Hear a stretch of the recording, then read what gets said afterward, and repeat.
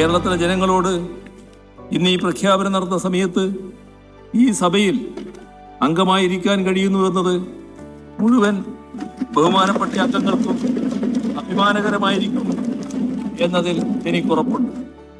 ഈ സഭയുടെ പൊതുവായ സന്തോഷത്തിൽ പങ്കുചേർന്നുകൊണ്ട് അഭിമാനപൂർവ്വം പ്രഖ്യാപിക്കട്ടെ, കേരളം ഇന്ന് അതിദാരിദ്ര്യമുക്ത സംസ്ഥാനമായി മാറിയിരിക്കുന്നു.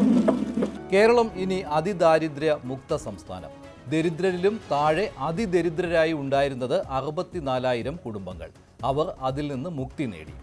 2021 തെരഞ്ഞെടുപ്പ് പ്രകടന പത്രികയിൽ പറഞ്ഞ പ്രഖ്യാപനം നടപ്പായി അത്രേ. എന്താണ് മാനദണ്ഡം? സർക്കാർ തീരുമാനിച്ചു, കണ്ടെത്തി, പ്രഖ്യാപിച്ചു. അതുതന്നെ മനുഷ്യന്റെ ഇച്ഛാശക്തിയും സാമൂഹിക ഇടപെടലും കൊണ്ട് ചെറുത്തു തോൽപ്പിക്കാവുന്ന ഒരവസ്ഥയാണ് അതിദാരിദ്ര്യം എന്നത്. ഈ നാടിന്റെ ആകെ സഹകരണത്തോടെയാണ് ആ ദുരവസ്ഥയെ നാം ചെറുത്തു തോൽപ്പിച്ചിരിക്കുന്നത്. 1000 കോടി രൂപയാണ് അതിദാരിദ്ര്യം ഇല്ലാതാക്കാൻ ചെലവഴിച്ചത്. ഭക്ഷണം, പാർപ്പിടം, വരുമാനം, ആരോഗ്യം, അവശ്യരേഖകൾ ഇവയുടെ ലഭ്യത ഉറപ്പാക്കിയാണ് സമൂഹത്തിൽ അദൃശ്യരായിരുന്നവരെ കണ്ടെത്തി മുഖ്യധാരയിൽ എത്തിച്ചതെന്നാണ് അവകാശവാദം. അതായത് ദാരിദ്ര്യരേഖയല്ല, അതിദാരിദ്ര്യരേഖ വരച്ച് ആ വരയ്ക്ക് താഴെയുള്ള 64,000 കുടുംബങ്ങളെ കണ്ടെത്തി അവരെ അതിൽ നിന്ന് മുക്തരാക്കി. രണ്ടാം പിണറായി സർക്കാർ സത്യപ്രതിജ്ഞ ചെയ്ത് അധികാരമേറ്റ ശേഷം ആദ്യം ചേർന്ന മന്ത്രിസഭായോഗത്തിലെടുത്ത ഒന്നാമത്തെ തീരുമാനം അതിദാരിദ്ര്യ നിർമ്മാർജ്ജനം ചെയ്യുന്നതിന് ഒരു സമഗ്രമായ പദ്ധതി നടപ്പാക്കും എന്നതായിരുന്നു.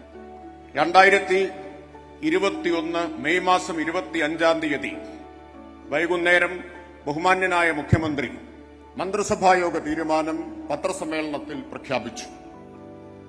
അന്നു മുതൽ ഈ 4.5 വർഷം കേരളത്തിൽ ബഹുമാന്യനായ മുഖ്യമന്ത്രി മുതൽ വാർഡ് മെമ്പർ വരെയുള്ള രാഷ്ട്രീയ നേതൃത്വവും ചീഫ് സെക്രട്ടറി മുതൽ പഞ്ചായത്ത് സെക്രട്ടറി വരെയുള്ള ഉദ്യോഗസ്ഥ സംവിധാനവും ജനങ്ങളാകെയും ഒറ്റക്കെട്ടായി ഈ ലക്ഷ്യം സാക്ഷാത്കരിക്കുന്നതിന് വേണ്ടിയിട്ടുള്ള പ്രവർത്തനങ്ങൾക്ക് നേതൃത്വം കൊടുക്കുകയാണ്.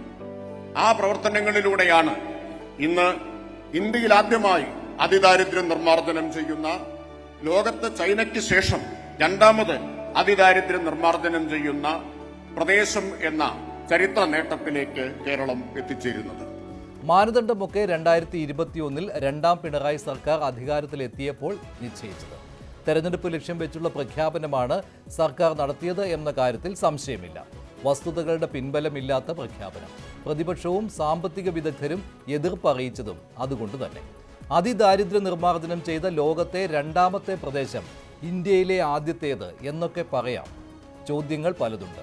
അതിദാരിദ്ര്യ സർവേയുടെ രീതി എന്തായിരുന്നു? കുടുംബശ്രീ, ആശാ വർക്കേഴ്സ്, കിലയിൽ പരിശീലനം കിട്ടിയവർ ഇവരെ വെച്ച് 64,000 കുടുംബങ്ങളെ കണ്ടെത്തിയെന്നാണ് പറയുന്നത്. ക്ലേശഘടകങ്ങൾ, അതിക്ലേശ ഘടകങ്ങൾ എന്നൊക്കെ വിശദീകരിക്കുമ്പോഴും ഏത് ഡാറ്റയാണ് ഇതിനായി ആശ്രയിച്ചിരിക്കുന്നത്? ഈ പട്ടികജാതിക്കാര് കേരളത്തിൽ എത്ര പേരുണ്ട്? പട്ടിക വർഗ കുടുംബങ്ങൾ തന്നെ എത്ര പേരുണ്ട്? 2011 സെൻസസ് പ്രകാരം 1.16 ലക്ഷം ആദിവാസി കുടുംബങ്ങളിലായി 4.85 ലക്ഷം ആദിവാസികളുണ്ട് കേരളത്തിൽ. ഇവരുടെ ഈ കണക്കിൽ 6,400 പേരെ പെട്ടിട്ടുള്ളത്. ബാക്കിയുള്ളവരൊക്കെ ഏത് കാറ്റഗറിയിലാണ് പെട്ടിരിക്കുന്നത്?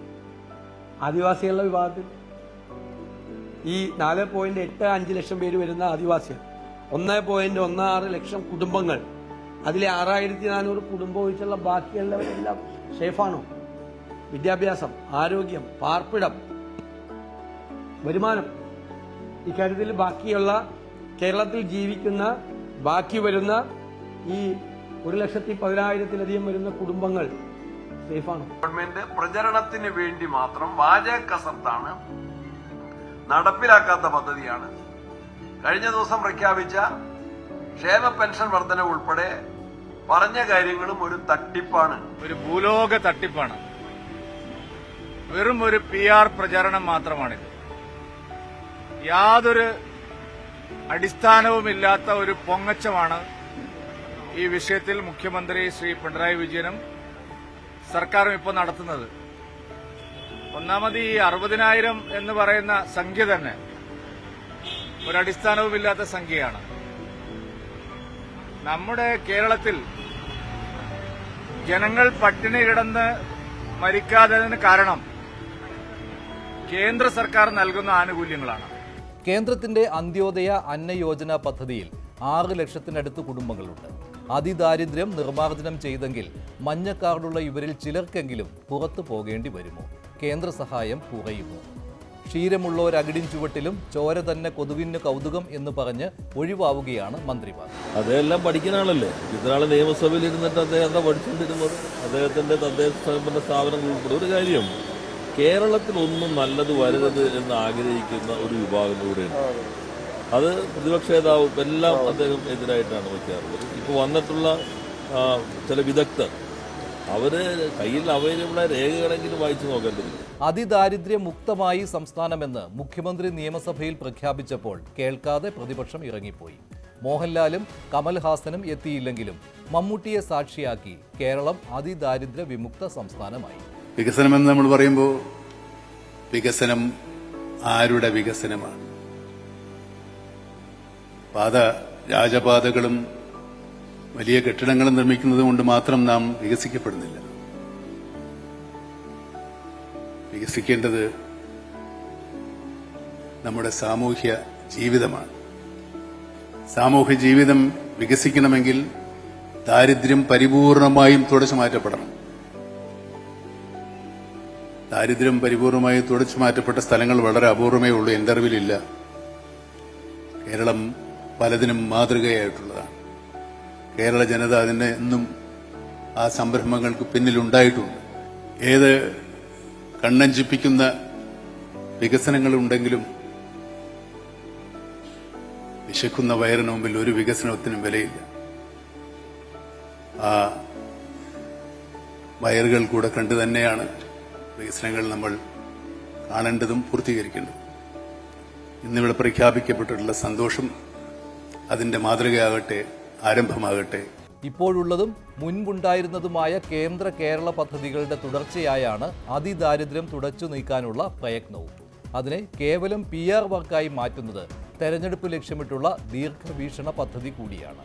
അതിദാരിദ്ര്യം ഇല്ലാതാക്കുന്നതിനെ എതിർക്കാനാവില്ല.